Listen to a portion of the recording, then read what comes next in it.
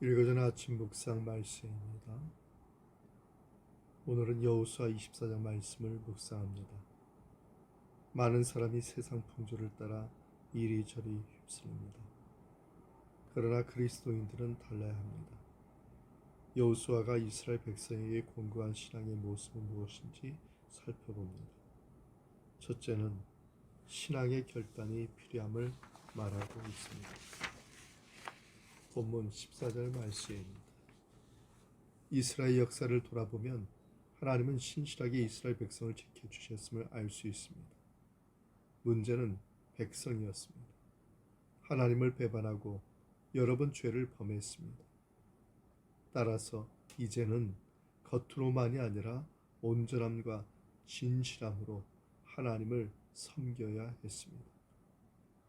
약속의 땅에서 안식을 얻는 때는 죄의 유혹이 그들에게 다가올 그러한 시간들이었습니다. 이스라엘은 결단해야 했습니다. 하나님도 섬기고 우상도 섬길 수 없습니다. 여호수아는 나와 내 집은 여호와만 섬기라고 선포했습니다. 본문은 섬김의 대상을 분명하게 정하라고 도전하고 있습니다. 하나님은 거룩하신 분이므로 우리가 다른 대상으로 섬기는 죄를 저지르면 크게 질투하십니다. 오늘날 많은 사람이 자기 마음 가는 대로 개성대로 사는 것을 추구하지만 성경은 분명히 하나님 또는 우상 사이에서 선택하라고 말합니다. 믿음이란 자신의 바람이 이루어지리라는 확신이 아닙니다. 우리가 처한 상황이 어떠하든지 우리는 하나님께 신실한 모습을 보여야 합니다. 그리스도인으로서 분명히 하나님만을 섬김의 대상으로 삼을 것을 점검해 보아야 합니다. 둘째로 여호와만을 섬기라고 말하고 있습니다. 본문 16절에서 18절의 말씀. 여호수아의 도전에 이스라엘 백성도 하나님만 섬기기로 다짐했습니다. 이스라엘 백성으로서 놀라운 이적으로 출애굽 역사를 주도하신 하나님을 잊을 수는 없는 것입니다. 하나님은 광야에서도 아므리 사람을 쫓아내시며 그들을 지켜주셨습니다. 여호와 하나님은 이스라엘의 하나님이십니다. 이들은 하나님이 신실한 분임을 다시 한번 확인하고서 안식을 얻은 땅에서도 다른 신을 섬기지 않고 오직 하나님만 섬기라고 다짐을 했습니다. 한 시대를 이끌었던 지도자가 떠나면 공동체가 위기를 만날 수 있습니다. 지금은 한국교회의 부흥기를 이끌었던 지도자들이 물러났고 당시와는 여러모로 상황이 달라졌습니다. 그러나 달라지지 않은 사실은 분명히 있습니다.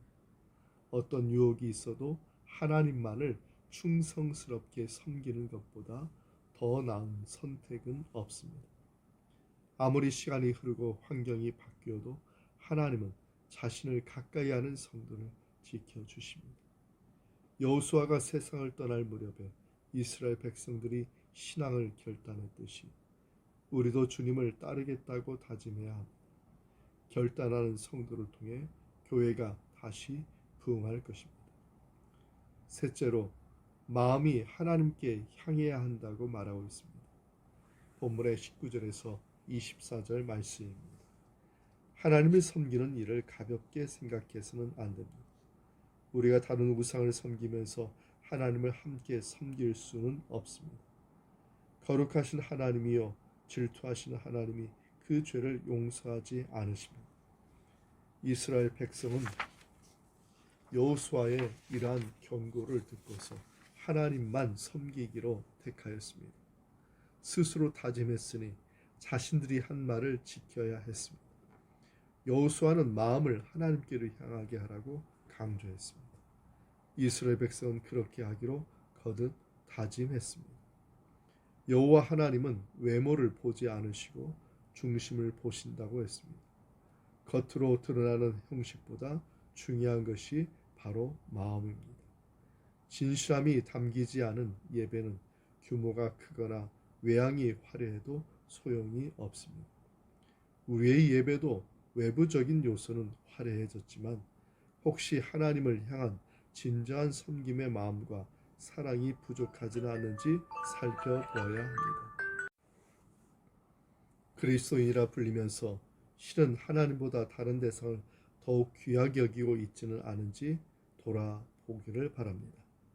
위대한 지도자이자 믿음의 용사였던 여호수아조차 하나님 섬기기가 어렵다고 말한 이유를 숙고해 볼 필요가 있습니다. 말씀을 마칩니다. 우리도 우리들의 마음에 새길 주님의 언약과 말씀이 있습니다. 세상 유혹이 많이 있어도 신앙을 지켜서 주님께 칭찬받는 삶이 되기를 바랍니다. 이 말씀의 은총이 우리 모두에게 함께하기 바랍니다. 아멘.